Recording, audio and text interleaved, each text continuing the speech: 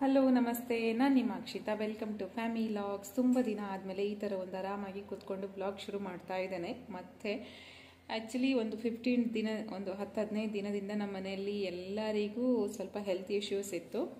ಬೇರೆ ಬೇರೆ ಥರದ ಇಶ್ಯೂಸ್ ಆದ್ರೂ ಎಲ್ಲರೂ ಸಫರ್ ಆಗ್ತಾ ಇದ್ವಿ. ನಾನು ಆರುಷ್ ಮತ್ತು ಧೀರಜ್ ಸಾಧಾರಣವಾಗಿ ಇವಾಗ ರಿಕವರ್ ಆಗ್ತಾ ಇದ್ದಾವೆ. ನಮ್ಮ ಪಪ್ಪನಿಗೆ ಒಂದು 2-3 ದಿನದಿಂದ ಶುರುವಾದದ್ದಷ್ಟೇ ಈ ಶೀತ ಎಲ್ಲ. ಹಾಗಾಗಿ ಅವರು ಇನ್ನೂ ಸ್ವಲ್ಪ ಕಷ್ಟಪಡ್ತಾ ಇದ್ದಾರೆ. ಅವರು ಇನ್ನೂ ಅದೇ ಫೇಸಲ್ಲಿ ಇದ್ದಾರೆ. ತುಂಬ ಅಂದರೆ ತುಂಬ ಡಿಫ್ರೆಂಟ್ ಆಗಿತ್ತು ನಮ್ಮದೊಂದು ಎಕ್ಸ್ಪೀರಿಯನ್ಸ್ ಈ ಸಲ. ಇಲ್ಲದಿದ್ದರೆ ಕೋಲ್ಡ್ ಎಲ್ಲ ಆದರೆ ಸಾಧಾರಣವಾಗಿರುತ್ತದೆ ಮತ್ತು ಬೇಗ ಗುಣ ಆಗ್ತದೆ. ಬಟ್ ಈ ಸಲ ಮಾತ್ರ ತುಂಬ ಅಂದರೆ ತುಂಬ ಕಷ್ಟ ಆಯಿತು ನಮಗೆ. ನಮ್ಮ ಆರುಷ್ಗೆ ಕೂಡ ಶುರುವಾಗಿತ್ತು. ಅವನಿಗೆ ಯಾವಾಗ ಸ್ವಲ್ಪ ಜ್ವರ ಅಂತ ಅನ್ನಿಸ್ತು ಅದೇ ದಿನ ಕರ್ಕೊಂಡು ಹೋಗಿದ್ವಿ ಹಾಸ್ಪಿಟಲ್ಗೆ. ನಾನು ಯಾವುದೇ ಒಂದು ಮೆಡಿಸಿನ್ ಹಾಕಿರಲಿಲ್ಲ. ಗೊತ್ತಾದಾಗ ಒಂದು ಸಲ ಕಾಲ್ಪೋಲ್ ಹಾಕಿದ್ದೆ, ಯಾವಾಗಲೂ ನಾನು ಕೊಡುವಂತಹ ಜ್ವರದ ಮೆಡಿಸಿನ್. ಅದಾದಮೇಲೆ ಡಾಕ್ಟರ್ ಹತ್ರ ಕರ್ಕೊಂಡು ಹೋಗಿದ್ದೆ. ಅವರು ಸಜೆಸ್ಟ್ ಮಾಡಿರುವಂತಹ ಮೆಡಿಸಿನ್ ಮಾತ್ರ ಹಾಕಿದ್ದೇನೆ. ಅದಾದಮೇಲೆ ಒಂದು ಸ್ವಲ್ಪ ದಿನ ಆದಮೇಲೆ ಕೂಡ ಸ್ವಲ್ಪ ಶೀತದ ಥರ ಇತ್ತು. ಅದಕ್ಕೋಸ್ಕರ ನಾನು ಯಾವಾಗಲೂ ಸ್ವಲ್ಪ ಏನಾದರೂ ಒಂದು ಹೋಮ್ ರೆಮಿಡೀಸ್ ಟ್ರೈ ಮಾಡ್ತೇನೆ. ಅದು ಅವನಿಗಲ್ಲ, ಅವನಿಗೆ ಶೀತ ಎಲ್ಲ ಆಗೋದು ಇದೇ ಫಸ್ಟ್ ಟೈಮ್, ಅಷ್ಟು ಜಾಸ್ತಿ ಆದಿತ್ತು. ಸೊ ಅವನಿಗೆ ಅದನ್ನು ನಾನು ಟ್ರೈ ಮಾಡಿದೆ. ಅವನಿಗೆ ಕೂಡ ವರ್ಕ್ ಆಯಿತು. ಸೊ ಅವನು ಚೆನ್ನಾಗೇ ರಿಕವರ್ ಆದ. ಇವಾಗ ಫೈನ್ ಆಗಿದ್ದಾನೆ. ನಮಗೆ ಇನ್ನೂ ಸ್ವಲ್ಪ ಇದೆ. ನನಗೆ ತುಂಬ ಅಂದರೆ ಸ್ವಲ್ಪ ನೋಸ್ ಎಲ್ಲ ಡ್ರೈ ಆಗಿತ್ತು. ಸೊ ವೆದರ್ ಕೂಡ ತುಂಬ ಚೇಂಜ್ ಆಗಿದೆ. ಲಿಪ್ಸಿಗೆ ಕೂಡ ಸ್ವಲ್ಪ ಇಫೆಕ್ಟ್ ಆಗಿತ್ತು. ಧೀರಜಿದ್ದು ಬೇರೆನೇ ಕೇಸ್. ಕೋಲ್ಡ್, ಜ್ವರ ಅದೆಲ್ಲ ಸ್ವಲ್ಪ ಆರಾಮಾಗಿದೆ. ಬಟ್ ಅವ್ರದ್ದು ಕಣ್ಣು ಇನ್ನೂ ರಿಕವರ್ ಆಗ್ತಾ ಇದೆ. ಮತ್ತು ಫಾಲೋ ಅಪ್ ಇದೆ. ಇವತ್ತು ಮೇ ಬಿ 1-2 ವಾರ 3 ವಾರ ಬೇಕಾಗಬಹುದು ಅವ್ರದ್ದು ಕಣ್ಣು ನಾರ್ಮಲ್ ಆಗೋದಕ್ಕೆ. ನೋಡಬೇಕು ಹೇಗೆ ಹೋಗ್ತದೆ ಅಂತ ಹೇಳಿ.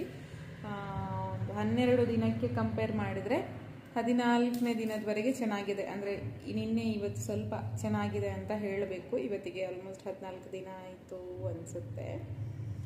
ಸೊ ಈ ಥರ ನಮ್ಮದೊಂದು ಲೈಫ್ ಅಪ್ಡೇಟ್ ಅಂತ ಹೇಳಬೇಕು. ಎಲ್ಲರೂ ಲೈಫ್ ಅಪ್ಡೇಟ್ ಅಂತ ವಿಡಿಯೋ ಮಾಡಿದಾಗ ಏನೋ ನಾವೊಂದು ಮನೆ ತಗೊಂಡ್ವಿ, ಕಾರ್ ತಗೊಂಡ್ವಿ, ಅದು ಮಾಡಿದ್ವಿ, ಇದು ಮಾಡಿದ್ವಿ ಅಂತ.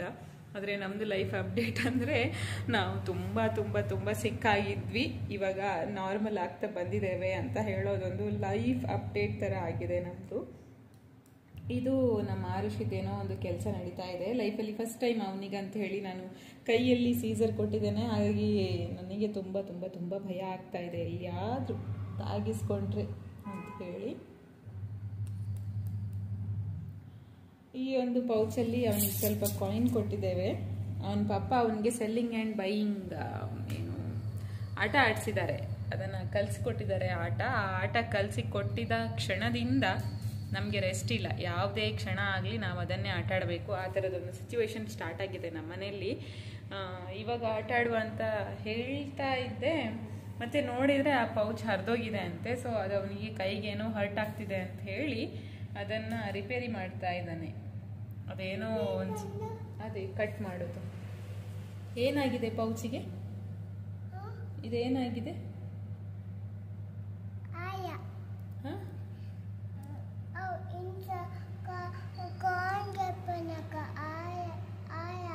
ನೋವಾಗ್ತದೆ.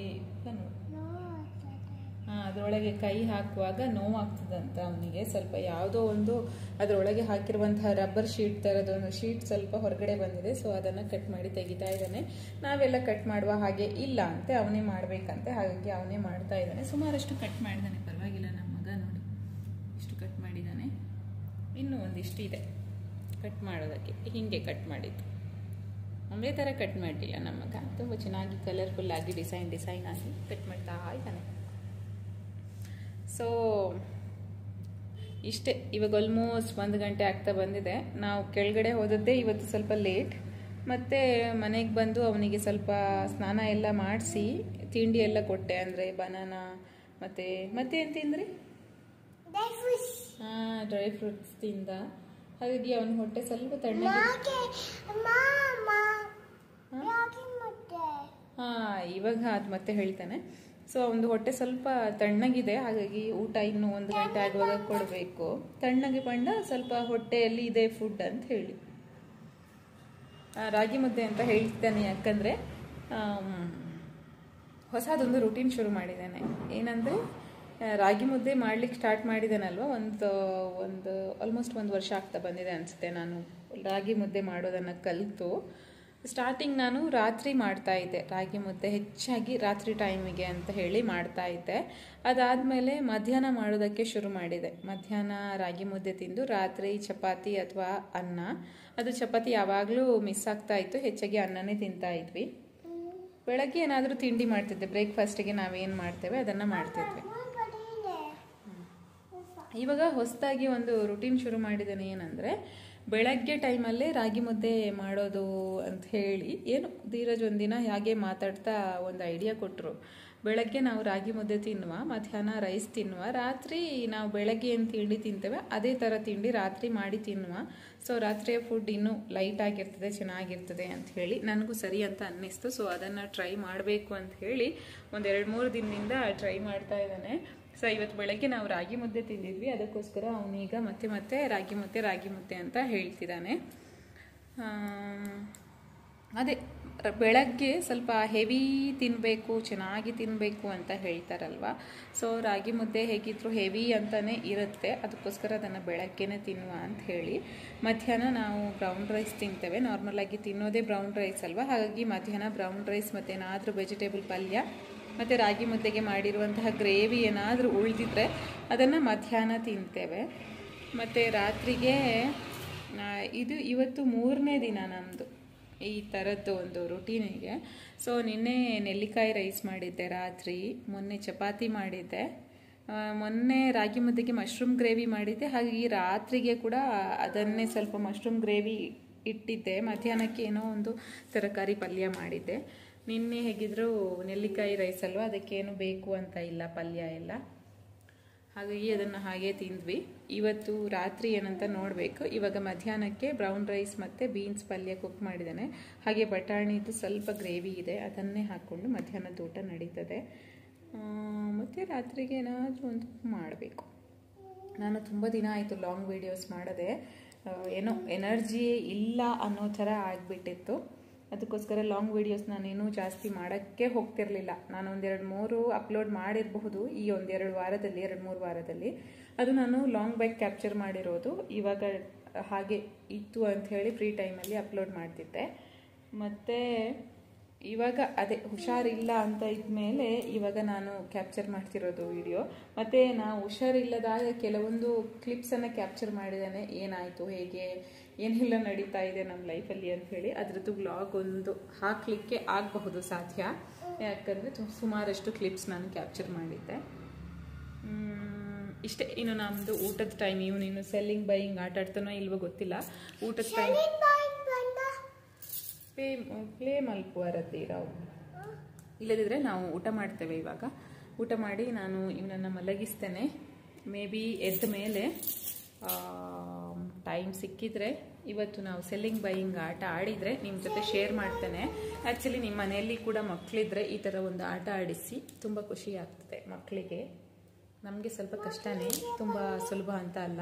ಯಾಕಂದರೆ ಈ ಮಕ್ಕಳಿಗೆ ನಾವೇನಾದರೂ ಒಂದು ಹೊಸ ಆಟ, ಮಕ್ಕಳಿಗೆ ಪಂಡ ಫಾರ್ ಕಿಡ್ಸ್, ಮಕ್ಕಳಿಗೆ ಏನಾದರೂ ನಾವೊಂದು ಹೊಸ ಆಟ ಅಂತ ಕಲಿಸಿಕೊಟ್ರೆ ನಮಗೆ ಸುಸ್ತಾದ್ರೂ ನಾವು ಅದನ್ನೇ ಮತ್ತೆ 100 ಬಾರಿ ಆಟ ಆಡಬೇಕಾಗ್ತದೆ. ನಾವು ಅದೇ ಸಿಚುವೇಶನಲ್ಲಿದ್ದೇವೆ ಇವಾಗ ಸದ್ಯಕ್ಕೆ. ಬಟ್ ಎಂಜಾಯ್ ಮಾಡ್ತಿದ್ದಾನೆ, ಅವನು ತುಂಬ ಎಂಜಾಯ್ ಮಾಡ್ತಿದ್ದಾನೆ. ಹಾಗಾಗಿ ನಮಗೆ ಕೂಡ ಖುಷಿ. ಆ್ಯಂಡ್ ಅದರಿಂದ ಏನೋ ಒಂದು ವಿಷಯವನ್ನು ಕಲಿತಾ ಇದ್ದಾನೆ. ಅದಕ್ಕೋಸ್ಕರ ಮತ್ತೆ ನಮಗೆ ಖುಷಿ ಜಾಸ್ತಿನೇ. ಕಷ್ಟ ಆದ್ರೂ ಯಾರಾದರೂ ಒಬ್ಬರು ಅವನ ಜೊತೆ ಅವನಿಗೆ ಇಷ್ಟ ಇರುವಾಗ ಏನಾದರೂ ಒಂದು ಆಟ ಆಡ್ತೇವೆ. ಸೊ ಹೀಗಿದೆ ನಮ್ಮ ಒಂದು ಲೈಫ್ ಅಪ್ಡೇಟ್. ಊಟ ಮಾಡಿಸಿ ಆದಮೇಲೆ, ಅವನನ್ನು ಮಲಗಿಸಿ ಆದಮೇಲೆ ಮತ್ತೆ ನಾನು ಬ್ಲಾಗ್ ಶುರು ಮಾಡ್ತೇನೆ. ಆ್ಯಂಡ್ ಅಷ್ಟೇ, ಊಟ ಸಾಧ್ಯ ಆದರೆ ಶೇರ್ ಮಾಡ್ತೇನೆ, ಬನ್ನಿ. ಟು ಬಿ ಹಾನೆಸ್ಟ್, ಇವತ್ತು ಅವನಿಗೆ ಊಟ ಮಾಡೋದಕ್ಕೆ ಒಂಚೂರು ಮನಸ್ಸಿರಲಿಲ್ಲ. ನಾನೊಂದಿಷ್ಟು ಬಾರಿ ಹೇಳಿದ್ದೇನೆ ಹೋಗಿ ಊಟ ಮಾಡುವ ಅಂತ ಹೇಳಿ, ಆದರೆ ಮನಸ್ಸಿಲ್ಲದಾಗೆ ಮಾಡ್ತಿದ್ದ. ಬಟ್ ಟೈಮ್ ಆಯ್ತಲ್ವ, ಊಟ ಮಾಡಬಹುದು, ಹಸಿವಾಗಿರಬಹುದು ಅಂತ ಹೇಳಿ ನನ್ನ ಜೊತೆ ಅವನನ್ನ ಕೂಡ ಕರ್ಕೊಂಡು ಬಂದು ಊಟ ಮಾಡೋದಕ್ಕೆ ಕುತ್ಕೊಳಿಸಿದ್ದಾನೆ. ಆದರೆ ಯಾವಾಗಲೂ ಊಟ ಹಾಕಿ ಕೊಟ್ಟಾಗ ಅವನು ಕಂಪ್ಲೀಟ್ ಅಲ್ಲದಿದ್ರು ಒಂದು ಅರ್ಧದಷ್ಟಾದರೂ ಊಟ ಮಾಡ್ತಿದ್ದ. ಆದರೆ ಇವತ್ತು ಅದರಲ್ಲಿ ಜಸ್ಟ್ ಆಟ ಆಡ್ತಿದ್ದಾನಷ್ಟೇ.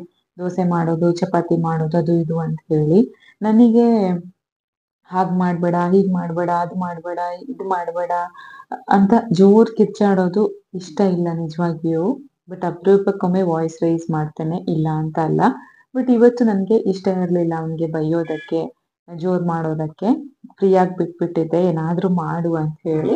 ನಂದು ಊಟ ಮಾಡಿ ಆದಮೇಲೆ ಅವನಿಗೆ ಸ್ವಲ್ಪ ಸಮಾಧಾನ ಮಾಡಿ ಮಾತಾಡಿಸಿ ಮತ್ತೆ ಒಂದು ಸ್ವಲ್ಪ ಹೊತ್ತಾದಮೇಲೆ ಊಟ ಮಾಡಿಸಿದೆ. ಚೆನ್ನಾಗೇ ಊಟ ಮಾಡಿದ. ಮಕ್ಕಳು ಕೆಲವೊಮ್ಮೆ ಈ ಥರ ಮಾಡ್ತಾರೆ. ಇವತ್ತು ಏನಾಯಿತು ಅಂದರೆ ನಾನು ಅವನಿಗೆ ಇವತ್ತು ಸ್ನ್ಯಾಕ್ಸ್ ಕೊಟ್ಟಿದ್ದೆ ಸ್ವಲ್ಪ ಲೇಟ್ ಅಲ್ವಾ, ಬನಾನಾ ಮತ್ತು ಡ್ರೈ ಫ್ರೂಟ್ಸ್ ತಿಂದಿದ್ದ, ಅದರಿಂದ ಆಗಿರಬಹುದು. ಅಥವಾ ಕೆಲವೊಮ್ಮೆ ಡೈಜೆಷನ್ ಇಶ್ಯೂಸ್ ಕೂಡ ಇರ್ತವೆ. ಕೆಲವೊಮ್ಮೆ ನಮಗೆ ಕೂಡ ಊಟ ಬೇಡ ಅಂತ ಅನ್ನಿಸ್ತದಲ್ವಾ, ಆ ಥರ ಕೂಡ ಆಗಿರ್ತದೆ. ಸೊ ಪ್ರತಿ ಬಾರಿ ನಾವು ಫೋರ್ಸ್ಫುಲಿ ಊಟ ಕೊಡೋದಕ್ಕಿಂತ ಸ್ವಲ್ಪ ಟೈಮ್ ಕೊಟ್ಟರೆ ಚೆನ್ನಾಗಿರ್ತದೆ. ಮಧ್ಯಾಹ್ನದ ಊಟದ ಸ್ಟೋರಿ ಈ ಥರ ಇತ್ತು. ಊಟ ಆದಮೇಲೆ ಅವ್ನು ಸ್ವಲ್ಪ ಹೊತ್ತು ನಿದ್ದೆ ಮಾಡಿದ್ದ. ಅದಾದಮೇಲೆ ನಾನು ಅವನ ಜೊತೆ ಒಂದು ಸ್ವಲ್ಪ ಹೊತ್ತು ರೆಸ್ಟ್ ಮಾಡಿದೆ. ಡೇ ಟೈಮಲ್ಲಿ ನನಗೆ ನಿದ್ದೆ ಮಾಡಿ ಅಭ್ಯಾಸ ಇಲ್ಲದಿದ್ರೂ ಹುಷಾರಿಲ್ಲದಾಗ ಅಥವಾ ಸುಸ್ತು ಅಂತ ಅನಿಸಿದಾಗ ನಾನು ಹಾಗೆ ಒಂದು ಸ್ವಲ್ಪ ಹೊತ್ತು ಮಲ್ಕೊಂಡು ರೆಸ್ಟ್ ಮಾಡ್ತೇನೆ. ಮತ್ತು ಎದ್ದು ಸ್ನ್ಯಾಕ್ಸ್ ಟೈಮ್ ಆಗಿತ್ತು. ನಾನು ಮನೆಯಲ್ಲೇ ತಯಾರು ಮಾಡಿರುವಂತಹ ಒಂದು ಪೌಡರ್ ಯೂಸ್ ಮಾಡಿ ಕಷಾಯದ ಥರ ಪ್ರಿಪೇರ್ ಮಾಡ್ತೇನೆ. ಆರುಷ್ಗೆ ಕೂಡ ಅದನ್ನೇ ನಾನು ಕೊಡ್ತೇನೆ. ಇದಕ್ಕೆ ಜೀರಿಗೆ, ಕೊತ್ತಂಬರಿ, ಲವಂಗ, ಚಕ್ಕೆ, ಏಲಕ್ಕಿ ಇದನ್ನೆಲ್ಲ ಹಾಕಿ ಮಾಡಿ ಸ್ಟೋರ್ ಮಾಡಿ ಇಟ್ಕೊಂಡಿರ್ತೇನೆ. ಇದ್ರದ್ದು ರೆಸಿಪಿ ನೀವು ನನ್ನ ಶಾರ್ಟ್ ವಿಡಿಯೋದಲ್ಲಿ ನೋಡಬಹುದು. ನಾನು ಅದರದ್ದು ರೆಸಿಪಿ ಶೇರ್ ಮಾಡಿದ್ದೆ ಶಾರ್ಟ್ ವಿಡಿಯೋದಲ್ಲಿ. ನೀರಿಗೆ ಸ್ವಲ್ಪ ಪೌಡರ್ ಹಾಕಿ ಚೆನ್ನಾಗಿ ಬಾಯ್ಲ್ ಮಾಡಿ ಮತ್ತು ಸ್ವಲ್ಪ ಬೆಲ್ಲ ಹಾಕಿ ಬೇಕಾದಷ್ಟು ಹಾಲು ಹಾಕಿ ಒಮ್ಮೆ ಕುದಿಸ್ಕೊಂಡ್ರೆ ರೆಡಿ ಆಗುತ್ತೆ ಹೆಲ್ದಿ ಆದಂತಹ ಒಂದು ಡ್ರಿಂಕ್. ನಾವಿವಾಗ 3 ಜನ ಕುಡಿತೇವೆ. ಆರುಷ್ ಮಲ್ಕೊಂಡಿದ್ದಾನೆ ಇನ್ನು, ಹಾಗಾಗಿ ಅವನು ಎದ್ದ ಮೇಲೆ ಅವನಿಗೆ ಕೊಡ್ತೇನೆ. ಆ್ಯಂಡ್ ಇದ್ರ ಜೊತೆಗೆ ಏನಾದರೂ ಒಂದು ಸ್ನ್ಯಾಕ್ಸ್ ಬೇಕು ಅಂತ ಅನ್ನಿಸ್ತಿತ್ತು ಆ್ಯಕ್ಚುಲಿ. ಇವಾಗ ಎಣ್ಣೆಯಲ್ಲಿ ಕರ್ದೆಲ್ಲ ಮಾಡುವಂತಹ ತಿಂಡಿ ಮಾಡೋದು ಆಲ್ಮೋಸ್ಟ್ ಸ್ಟಾಪ್ ಅಂತಾನೆ ಮಾಡಿದ್ದೇನೆ. ಸೊ ಒಂದು ಕ್ವಿಕ್ ಸ್ನ್ಯಾಕ್ಸ್ ಪ್ರಿಪೇರ್ ಮಾಡ್ತಾ ಇದ್ದೇನೆ. ಸ್ವಲ್ಪ ಬೆಲ್ಲ ತಗೊಂಡು ಅದನ್ನು ತುರ್ಕೊಳ್ತಾ ಇದ್ದೇನೆ. ಅದಕ್ಕೆ ಸ್ವಲ್ಪ ತೆಂಗಿನಕಾಯಿ ತುರಿ ಹಾಕಿ ಚೆನ್ನಾಗಿ ಮಿಕ್ಸ್ ಮಾಡ್ಕೊಳ್ತೇನೆ. ನಾವು ಮಂಗಳೂರಿಂದ ಅಂದರೆ ಊರಿಂದ ಬರುವಾಗ ತಂದಂತಹ ಮಂಗಳೂರು ಕಡೆ ಸಿಗ್ತದಲ್ವಾ ಅಕ್ಕಿ ರೊಟ್ಟಿ, ಅದಿದೆ. ಅದನ್ನು ಚೆನ್ನಾಗಿ ಹುಡಿ ಮಾಡಿ ಇದಕ್ಕೆ ಮಿಕ್ಸ್ ಮಾಡ್ಕೊಳ್ಬೇಕು. ತುಂಬ ಚೆನ್ನಾಗಿರ್ತದೆ ಟೇಸ್ಟ್. ಬೆಲ್ಲದ ಬದಲಿಗೆ ಸಕ್ಕರೆ ಯೂಸ್ ಮಾಡಿದರೆ ಇನ್ನೂ ಟೇಸ್ಟ್ ತುಂಬ ಚೆನ್ನಾಗಿರುತ್ತೆ. ಆದರೆ ಇವಾಗೆಲ್ಲ ಸಕ್ಕರೆ ಯೂಸ್ ಮಾಡೋದು ಕೂಡ ಸ್ವಲ್ಪ ಕಡಿಮೆ ಮಾಡಿದ್ದೇನೆ. ಅಪರೂಪಕ್ಕೊಮ್ಮೆ ಯೂಸ್ ಮಾಡ್ತೇನೆ ಇಂಥದ್ದೆಲ್ಲ ತಿಂಡಿ ಮಾಡುವಾಗ. ಬಟ್ ಹೆಚ್ಚಾಗಿ ಬೆಲ್ಲ ಪ್ರಿಫರ್ ಮಾಡ್ಕೊಳ್ಳೋದಕ್ಕೆ ಶುರು ಮಾಡಿದ್ದೇನೆ. ಇದನ್ನು ಕೈಯಲ್ಲೇ ಈಸಿಯಾಗಿ ಹುಡಿ ಮಾಡ್ಕೊಳ್ಳೋದಕ್ಕಾಗುತ್ತೆ. ಬಟ್ ಕಷ್ಟ ಅಂತ ಅನಿಸಿದರೆ ಮಿಕ್ಸಿ ಜಾರಿಗೆ ಕೂಡ ಹಾಕ್ಕೊಳ್ಬಹುದು. ಇದು ತುಂಬ ತೆಳುವಾಗಿರೋದ್ರಿಂದ ಈಸಿಯಾಗಿ ಬ್ರೇಕ್ ಆಗುತ್ತೆ, ಹಾಗಾಗಿ ಈಸಿಯಾಗಿ ಹುಡಿ ಮಾಡ್ಕೊಳ್ಬಹುದು. ಇದರ ಜೊತೆಗೆ ಸ್ವಲ್ಪ ಹಾಲಿದ್ರೆ ಇನ್ನೂ ಚೆನ್ನಾಗಾಗುತ್ತೆ. ಬಟ್ ನಾವು ಆವಾಗಲೇ ಕಷಾಯ ಕುಡ್ದಿದ್ರಿಂದ ಮತ್ತೆ ಹಾಲು ಬಿಸಿ ಮಾಡ್ಕೊಂಡಿರಲಿಲ್ಲ. ತುಂಬ ಟೇಸ್ಟಿ ಅಂದರೆ ತುಂಬ ಟೇಸ್ಟಿ ಆಗಿರ್ತದೆ. ಸಕ್ಕರೆ ಹಾಕಿದರೆ ಟೇಸ್ಟ್ ತುಂಬ ಚೆನ್ನಾಗಿರುತ್ತೆ. ಆ್ಯಂಡ್ ಇದಕ್ಕೆ ಬೇಕಾದರೆ ಸ್ವಲ್ಪ ಏಲಕ್ಕಿ ಪುಡಿಯನ್ನು ಕೂಡ ಹಾಕಬಹುದು. ಆರುಷ್ ಕೂಡ ಎದ್ದಿದ್ದ. ಅವನಿಗೆ ಈ ರೊಟ್ಟಿ ಪುಡಿ ಮಾಡಿದ್ದಾನೆ ಏನು, ಅದರ ಜೊತೆಗೆ ಸ್ವಲ್ಪ ಕಷಾಯ ಕೊಟ್ಟಿದ್ದಾನೆ. ಹಾಲು ಕೊಟ್ಟರೆ ಇನ್ನೂ ಚೆನ್ನಾಗಿರ್ತದೆ, ಬಟ್ ಹಾಲು ಬಿಸಿ ಮಾಡಿದ್ದಿರಲಿಲ್ಲ, ಹಾಗಾಗಿ ಕಷಾಯ ಕೊಟ್ಟೆ. ಪಾಪ ಆರಾಮಾಗಿ ತಿಂತಾನೆ, ಏನು ಜಾಸ್ತಿ ಸೀನ್ ಕ್ರಿಯೇಟ್ ಮಾಡೋದಿಲ್ಲ. ನಿದ್ದೆಯಿಂದ ಎದ್ದಾಗ ಏನಾದರೂ ಕೊಟ್ಟರೆ ಆರಾಮ್ ಅಂತ ಅನ್ನಿಸ್ತದೆ ಅವನಿಗೆ. ಅದೊಂಥರ ಅಭ್ಯಾಸ ಆಗಿದೆ, ಹಾಗೆ ಆರಾಮಾಗಿ ತಿಂತಾ ಇದ್ದಾನೆ. ನಾನು ಕೂಡ ಇಲ್ಲೇ ಅವನ ಪಕ್ಕ ಕುತ್ಕೊಂಡು ಸ್ನ್ಯಾಕ್ಸ್ ತಿಂತಾ ಇದ್ದೇನೆ. ಅದರ ಜೊತೆಗೆ ನನಗೆ ಸ್ವಲ್ಪ ಕೆಲಸ ಇತ್ತು, ನೋಟ್ಸ್ ಪ್ರಿಪೇರ್ ಮಾಡೋದಿತ್ತು, ಅದನ್ನು ಇಲ್ಲಿ ನಾನು ಮಾಡ್ತಾ ಇದ್ದೇನೆ. ಆ್ಯಕ್ಚುಲಿ ನಾನು ರೀಸೆಂಟಾಗಿ ಒಂದು ಸೆಷನ್ ಅಟೆಂಡ್ ಮಾಡ್ತಿದ್ದೆ. ಅದರಲ್ಲಿ ಒಂದು ದಿನದ್ದು ಟಾಪಿಕ್ ಇತ್ತು ಏನಂದರೆ find new sources of income ಅಂತ ಇತ್ತು. ನನಗೆ ಆ ಟಾಪಿಕ್ ಮಾತ್ರ ತುಂಬ ಇಂಟ್ರೆಸ್ಟಿಂಗ್ ಆಗಿ ಕಂಡಿತ್ತು. ನಾನು ಮೊದಲು ಸಾಫ್ಟ್ವೇರ್ ಕಂಪನಿ ಕೆಲಸ ಮಾಡ್ತಿದ್ದೆ. ಆರುಷ್ ಹುಟ್ಟಿದ ಮೇಲೆ ಕೆಲಸ ಬಿಟ್ಟೆ. ಆ್ಯಂಡ್ ನಾನು ಫುಲ್ ಟೈಮ್ ಬ್ಯುಸಿ ಆಗಿರ್ತಿದ್ದೆ. ಫ್ರೀ ಟೈಮಲ್ಲಿ ವಿಡಿಯೋ ಕ್ಯಾಪ್ಚರ್ ಮಾಡಿ ಅದನ್ನು ಎಡಿಟ್ ಮಾಡಿ ಅಪ್ಲೋಡ್ ಮಾಡೋದು ಮಾಡ್ತಿದ್ದೆ. ಬಟ್ ಇವಾಗ ನಂಗೆ ಸ್ವಲ್ಪ ಜಾಸ್ತಿ ಟೈಮ್ ಇದೆ ಅಂತ ಅನ್ನಿಸ್ತಿದೆ. ಬಟ್ ನಾನು ಮತ್ತೆ ಸಾಫ್ಟ್ವೇರ್ ಹೋಗುವಂತಹ ಪ್ಲ್ಯಾನ್ ಏನೂ ಇಲ್ಲ. ಯಾಕಂದರೆ ಆರುಷ್ನನ್ನು ಇವಾಗ ಕಂಪ್ಲೀಟಾಗಿ ಬಿಟ್ಟು ಹೋಗುವ ಹಾಗೆ ಕೂಡ ಅವನು ಅಷ್ಟೊಂದು ಬೆಳೆದಿಲ್ಲ. ಬಟ್ ನನಗೆ ಅಲ್ಪ ಸ್ವಲ್ಪ ಟೈಮ್ ಸಿಗ್ತಾ ಇದೆ. ಆ ಟೈಮನ್ನು ನಾನು ಒಂದು ರೀತಿ ಯುಟಿಲೈಸ್ ಮಾಡ್ಕೊಳ್ಳೋದಕ್ಕೆ ಶುರು ಮಾಡಿದ್ದೇನೆ. ಇದು ನನಗೆ ಇದರಿಂದ ಏನು ನನಗೆ ಇನ್ಕಮ್ ಸದ್ಯಕ್ಕೆ ಬರ್ತಾ ಇಲ್ಲ. ಇವಾಗ ನಾನು ಫ್ರೀ ಆಫ್ ಕಾಸ್ಟ್ ಮಾಡ್ತಾ ಇದ್ದೇನೆ. ಮೇ ಬಿ ಫ್ಯೂಚರಿಗೆ ಯೂಸ್ ಆಗ್ತದೆ ಅಂತ ಅಂದ್ಕೊಂಡಿದ್ದೇನೆ. ಅದು ಯೂಸ್ ಆಗ್ತದೋ ಇಲ್ಲವೋ ಮತ್ತೊಂದು ಸೆಕೆಂಡ್ರಿ ಪಾಯಿಂಟ್. ನಾನು ಇವಾಗ ಖುಷಿಯಾಗಿದ್ದೇನೆ. ನಾನು ಮಾಡುವಂತಹ ಕೆಲಸದಿಂದ ನನಗೆ ತುಂಬ ಸ್ಯಾಟಿಸ್ಫ್ಯಾಕ್ಷನ್ ಇದೆ. ಸೊ ಅದನ್ನು ಎಂಜಾಯ್ ಮಾಡ್ತಿದ್ದೇನೆ. ಆ ಕೆಲಸಕ್ಕೋಸ್ಕರ ಸ್ವಲ್ಪ ನೋಟ್ಸನ್ನು ಪ್ರಿಪೇರ್ ಮಾಡಿ ಇಟ್ಕೊಳ್ತಾ ಇದ್ದೇನೆ. ಆ್ಯಂಡ್ ಇನ್ನೊಂದೇನೆಂದರೆ, ನಾವು ಕೆಲವೊಂದು ಸಲ ಬ್ರೇಕ್ ತಗೊಳ್ತೇವೆ ಕೆಲಸದಿಂದ. ಅದು ಗುಡ್, ಅದರಲ್ಲೇನೋ ರಾಂಗ್ ಇಲ್ಲ ನಾವು ಬ್ರೇಕ್ ಎಲ್ಲ ತಗೊಳ್ಳೋದು. ಬಟ್ ನಾವು ಫೈನಾನ್ಷಿಯಲಿ ಇಂಡಿಪೆಂಡೆಂಟ್ ಆಗಿದ್ರೆ ಅದರಲ್ಲಿ ಕೂಡ ತುಂಬಾ ತುಂಬಾ ತುಂಬಾ ಹೆಲ್ಪ್ ಬೆನಿಫಿಟ್ಸ್ ಇದೆ. ಅಂಡ್ ಇಲ್ಲಿ ನಮ್ಮ ಧೀರಜ್ ಅವ್ರದ್ದು ಕಣ್ಣು ಟೆಸ್ಟಿಗೆ ಹೋಗ್ತಾ ಇದ್ದಾರೆ, ಅವರಿಗೆ ಫಾಲೋ ಅಪ್ ಚೆಕಪ್ ಇದೆ, ಸೊ ಅದಕ್ಕೆ ಹೋಗ್ತಾ ಇದ್ದಾರೆ. And back to the point, ನಾವು ಎಲ್ಲಿಗೆ ಬೇಕಾದ್ರೂ ಹೋಗಬಹುದು, ಏನ್ ಬೇಕಾದ್ರೂ ಬೈ ಮಾಡಬಹುದು, ಹೇಗ್ ಬೇಕಾದ್ರೂ ಇರಬಹುದು ಅಂತ ಅಲ್ಲ. ಬಟ್ ಹೆಣ್ಮಕ್ಳು ಕೂಡ ಸ್ವಲ್ಪ ಅರ್ನ್ ಮಾಡಿದ್ರೆ ಫೈನಾನ್ಷಿಯಲಿ ನಾವು ನಮ್ಮ ಫ್ಯಾಮಿಲಿಗೆ ಸಪೋರ್ಟ್ ಮಾಡಿದಾಗುತ್ತೆ. ಅದರಿಂದ ರಿಲ್ಯಾಕ್ಸ್ ಆಗುತ್ತೆ, ನಮ್ಮ ಹಸ್ಬೆಂಡಿಗಾಗಿರ್ಬಹುದು ಅಥವಾ ನಮ್ಮ ಪೇರೆಂಟ್ಸಿಗಾಗಿರಬಹುದು, ಏನೋ ಒಂದು ಅವರಿಗೆ ರಿಲ್ಯಾಕ್ಸಿಂಗ್ ಆಗಿ ಕಾಣುತ್ತೆ ಆಗುತ್ತೆ. ಸೊ ಆ ಒಂದು ಕಾರಣಕ್ಕಾದ್ರೂ ನಾವು ನಮ್ಮಿಂದ ಸಾಧ್ಯ ಆದ್ರೆ, ನಮ್ಗೆ ಬೇಕಾದಷ್ಟು ಟೈಮ್ ಇದ್ರೆ ಫೈನಾನ್ಷಿಯಲಿ ಇಂಡಿಪೆಂಡೆಂಟ್ ಆಗಿ ಇರೋದಕ್ಕೆ ಪ್ರಯತ್ನ ಪಡಬೇಕು. ಇದು ನಾನು ಹೇಳ್ತಿರೋದು. ಇದರ ಬಗ್ಗೆ ನಾನು ಮೇ ಬಿ ಬೇರೆ ಒಂದು ವಿಡಿಯೋದಲ್ಲಿ ಮಾತಾಡ್ತೇನೆ. ನನ್ನ ಏನು ವೇ ಆಫ್ ಥಿಂಕಿಂಗ್ ಏನು ಅನ್ನೋದ್ರ ಬಗ್ಗೆ ನಾನು ನಿಮ್ ಜೊತೆ ಶೇರ್ ಮಾಡ್ತೇನೆ. ಅಂಡ್ ಇಲ್ಲಿ ನಮ್ಮ ಆರುಷ್ ಜೊತೆಗೆ ನಾನು ಸ್ವಲ್ಪ ಆಟ ಆಡ್ತಾ ಇದ್ದೇನೆ. ಆವಾಗಲೇ ಬೆಳಗ್ಗೆ ಹೇಳಿದ್ದೆ, ಟೈಮ್ ಸಿಕ್ಕಿದ್ರೆ ಸೆಲ್ಲಿಂಗ್ ಅಂಡ್ ಬೈಯಿಂಗ್ ಆಟ ಆಡಿ, ಅದ್ರದ್ದು ರೂಲ್ಸ್ ಅಂಡ್ ಅದನ್ನ ನಾವು ಹೇಗೆ ಆಡ್ತೇವೆ ಅನ್ನೋದು ನಿಮ್ ಜೊತೆ ಶೇರ್ ಮಾಡ್ತೇನೆ ಅಂತ ಹೇಳಿ. ಬಟ್ ಈ ವಿಡಿಯೋ ಆಲ್ರೆಡಿ ತುಂಬಾನೇ ಲೆಂದಿ ಆಗಿದೆ, ಹಾಗಾಗಿ ನಾನು ಕಂಪ್ಲೀಟ್ ವಿಡಿಯೋ ಇಲ್ಲಿ ನಾನು ಶೇರ್ ಮಾಡ್ತಾ ಇಲ್ಲ. ಜಸ್ಟ್ ಒಂದ್ ಸ್ವಲ್ಪ ಕ್ಲಿಪ್ಸ್ ಮಾತ್ರ ಶೇರ್ ಮಾಡಿದೆ. ನಾವು ಅವನಿಗೆ ಏನ್ ಬೇಕು ಅಂತ ಕೇಳ್ತೇವೆ, ಅವನು ಚೂಸ್ ಮಾಡ್ತಾನೆ, ಅದಕ್ಕೆ ಇಷ್ಟಿಷ್ಟು ರೇಟ್ ಅಂತ ಹೇಳ್ತೇವೆ, ಆ ರೇಟ್ ಅನ್ನ ಆಡ್ ಮಾಡಿ ಟೋಟಲ್ ಕೌಂಟ್ ಹೇಳ್ತೇವೆ, ಅದನ್ನ ಅಷ್ಟು ದುಡ್ಡನ್ನ ಅವ್ನು ನಮ್ಗೆ ಕೊಡ್ತಾನೆ. ಇದನ್ನ ನಾವು ಮಾಡೋದು ಆಟ ಆಡುವಾಗ.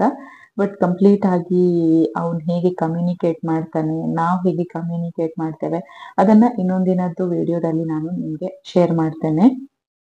ಇನ್ನೊಂದು ಪಾಯಿಂಟ್ ಹೇಳ್ತಿದ್ದೇನೆ, ನಮ್ಮ ಆರುಷ್ಗೆ ಇನ್ನು ಬರುವ ಜೂನಿಗೆ 3 ವರ್ಷ ಆಗುತ್ತೆ. ಬಟ್ ತುಂಬಾ ಚೇಂಜಸ್ ಕಾಣ್ತಾ ಇದ್ದೇನೆ, ನನ್ಗೆ ತುಂಬಾ ಚೇಂಜಸ್ ಕಾಣ್ತಾ ಇದೆ ಅವನಲ್ಲಿ. ಅದು ಆಟ ಆಡುವ ರೀತಿ ಆಗಿರಬಹುದು, ಕಾನ್ಸಂಟ್ರೇಷನ್ ಮಾಡುವಂತಹ ರೀತಿ ಆಗಿರಬಹುದು, ಫುಡ್ ತಿನ್ನುವಂತಹ ರೀತಿ ಆಗಿರಬಹುದು, ಕಮ್ಯುನಿಕೇಟ್ ಮಾಡುವಂತಹ ರೀತಿ ಆಗಿರಬಹುದು, ಎಲ್ಲದರಲ್ಲೂ ತುಂಬಾ ಚೇಂಜಸ್ ಕಾಣ್ತಾ ಇದೆ. ಮೇ ಬಿ ಎಲ್ಲಿ ಮಿಸ್ ಹೊಡಿತಿದೆ ಅಂತ ಗೊತ್ತಿಲ್ಲ. ಮೊದ್ಲಿದಂತಹ ಆರುಷ್ಗೆ ಈಗ ಇರುವಂತಹ ಆರುಷ್ಗೆ ತುಂಬಾ ತುಂಬಾ ತುಂಬಾ ಡಿಫ್ರೆನ್ಸ್ ಇದೆ. ಅದು ಈ ಏಜ್ ಕೂಡ ಆಗಿರಬಹುದು ಇದಕ್ಕೊಂದು ರೀಸನ್. ಬಟ್ ಅದಕ್ಕೆ ನಾನೇನೋ ಒಂದು ನನ್ನಿಂದ ಸಾಧ್ಯ ಆಗುವಂತಹ ಒಂದು ಚೇಂಜಸ್ ಮಾಡಬೇಕು ಅಂತ ಇದ್ದೇನೆ ನಮ್ಮ ರೂಟೀನ್ ಅಲ್ಲಿ. ಅದನ್ನು ಕೂಡ ನಾನು ನೆಕ್ಸ್ಟ್ ವಿಡಿಯೋದಲ್ಲಿ ನಿಮ್ಗೆ ಖಂಡಿತವಾಗಿಯೂ ಶೇರ್ ಮಾಡ್ತೇನೆ. ಅದು ನಿಜವಾಗಿ ತುಂಬಾ ಯೂಸ್ ಆಗ್ತದೆ ಅಂತ ಅನ್ಕೊಂಡಿದ್ದೇನೆ. ಇಷ್ಟೇ, ಈ ವಿಡಿಯೋನ ನಾನು ಇಲ್ಲಿಗೆ ಎಂಡ್ ಮಾಡ್ತಾ ಇದ್ದೇನೆ. ಇನ್ನು ನಾನು ನೆಕ್ಸ್ಟ್ ವಿಡಿಯೋದಲ್ಲಿ ಸಿಗ್ತೇನೆ. ಅಲ್ಲಿವರೆಗೆ ಟೇಕ್ ಕೇರ್ ಅಂಡ್ ಬಾಯ್.